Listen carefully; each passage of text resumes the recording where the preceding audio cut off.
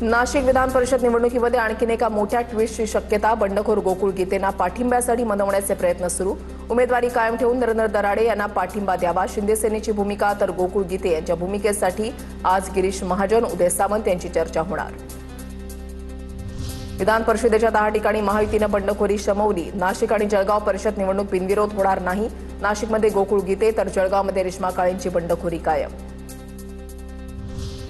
निवडणुका बिनविरोध करण्यासाठी 150 कोटी खर्च. उमेदवारी मागे घेण्यासाठीच घोडेबाजार झाला. संजय राऊतांचा आरोप. मुंबईच्या हॉटेलमधील व्यवहारानंतर कोकणातून माघार, तर काकडेंसाठी पवारांनी माघार घेतली याचं आश्चर्य. राऊतांची प्रतिक्रिया.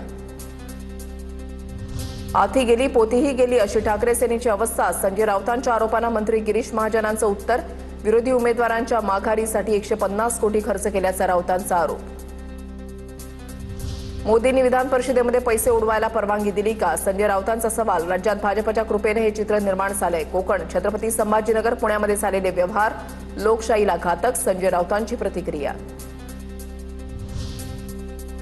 विनायक राऊतांनी संघटना संपवली. ठाकरेंच्या शिवसेनेतून हकालपट्टीनंतर बाळमानेंचा आरोप. विनायक राऊतांनी उद्धव ठाकरेंची फसवणूक करू नये. विनायक राऊतांना शिंदे सेना हेर म्हणून ठाकरे सेनेतच ठेवणार. मानेंची प्रतिक्रिया. मला पक्षाने कारणे दाखवा नोटीस न पाठवता कारवाई केली. विनायक राऊतांनी कुणाची सुपारी घेतली होती? विनायक राऊतांच्या टीकेनंतर मानेंचा सवाल. माझी हकालपट्टी झाल्यानंतर विनायक राऊतांची टीका कशासाठी? मानेंचा सवाल. राज्यातील जनता सर्व पाहते. मानेंनी मातोश्रीवर येऊन अर्ज घेतला होता. गद्दारीसाठी कोकणात सर्व एकत्र आले. संख्याबळ असतानाही कोट्यवधींचे व्यवहार महायुती करते. महायुती निवडणुकीला का घाबरत आहे? संजय राऊतांचा सवाल. देवेंद्र फडणवीस सर्वमान्य नेतृत्व. त्यांच्याकडे 135 आमदार आहेत. फडणवीस बॉस ठरवत नाही तोपर्यंत सांगू शकत नाही. बोलवलं तर जाणार. भाजप प्रवेशातील चर्चेवर मानेंची प्रतिक्रिया. आता पाहूया टॉप 9 मोठ्या बातम्या.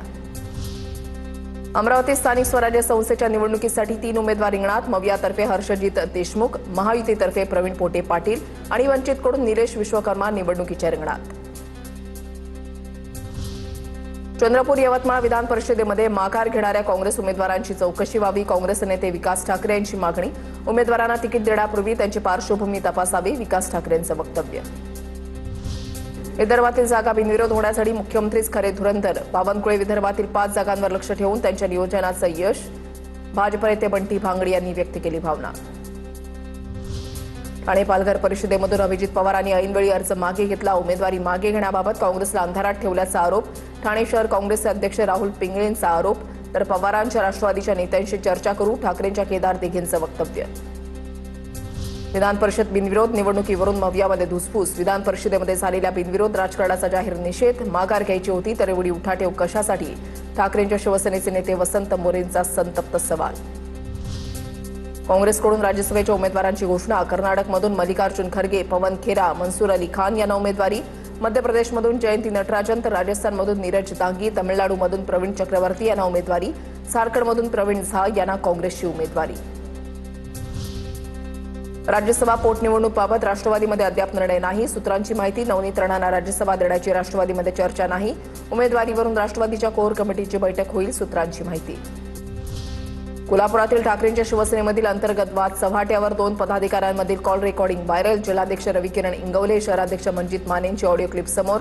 पक्षाच्या कार्यक्रमाला आमंत्रण देण्यावरून वाद झाल्याची माहिती. आता पाहूया टॉप 9 महत्त्वाच्या बातम्या.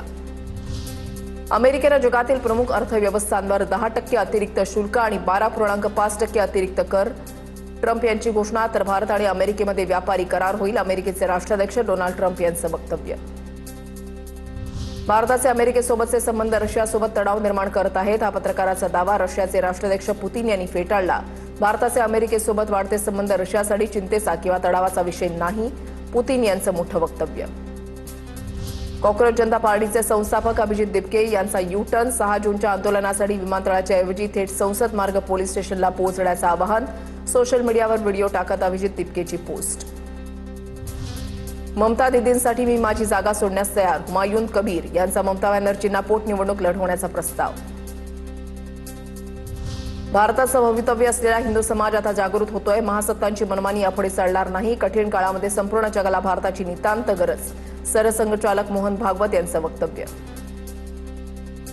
आरबीआयकडून आर्थिक वर्ष 2026-27 मधील दुसऱ्या पतधोरणाची घोषणा. आरबीआयकडून रेपो रेटमध्ये कोणताही बदल नाही. रेपो रेट 5.25% वर कायम. यामुळे गृहकर्ज, वाहन कर्ज आणि इतर कर्जांच्या ईएमआय मध्ये लगेच वाढ होण्याची शक्यता नाही. महाराष्ट्रामध्ये 6 जून तर मुंबईमध्ये 11 जूनला मान्सून दाखल होण्याची शक्यता. मान्सून राज्यामध्ये स्थिर होण्यास काहीसा वेळ घेईल, तर राज्यामध्ये बहुतांश ठिकाणी संध्याकाळच्या वेळेस मान्सूनपूर्व पावसाचा जोर कायम राहण्याचा अंदाज.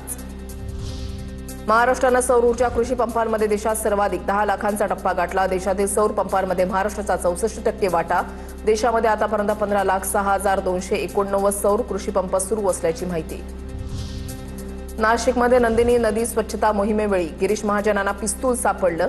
अज्ञातांना पिस्तूल फेकून दिल्याचा संशय. पिस्तूल आढळल्यानंतर पोलीस घटनास्थळी.